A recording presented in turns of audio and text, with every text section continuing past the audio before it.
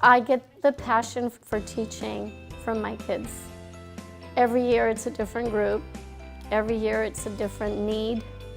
And the passion comes back in a different form every year. This year I have very high achieving students and they are keeping me on my toes. So the passion comes when I have to differentiate in a higher way because I know that they can meet the standard. I have always been creative in my approach because I spend a lot of time planning at home. It's hard working in a school where the kids are economically disadvantaged, not just because of the money, but because they don't really have a steady home to go to. A lot of our students get here at 6:30 in the morning and go home at 6 p.m. because their parents have to work. Some parents work 2 jobs, so they rely on the before school program and the after school program. So those children need a little more attention. I keep the level of commitment going as a professional. I think that teaching is an evolving profession.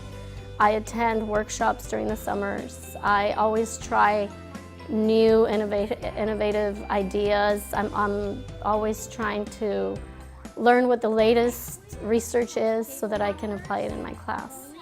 Even though I've been in teaching for 30 years, there's always something new to learn. And you always have to grow with education. It's not the same.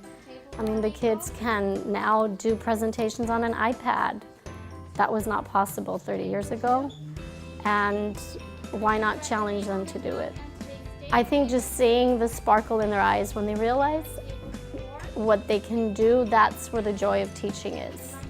Understanding that they came with very little, and then when they do their final test at the end of the year and they can see how well they can do, and they can't believe it, that's where the joy comes in. And just seeing their expression when we're doing science and they learn something new, or we learn about some special person in history and they take off with it, that's where the joy comes in. That just keeps me going. And knowing that I've made a difference in hundreds of lives now is the reason that I keep coming back to the same school and the same classroom. They know where to find me when they come back to visit.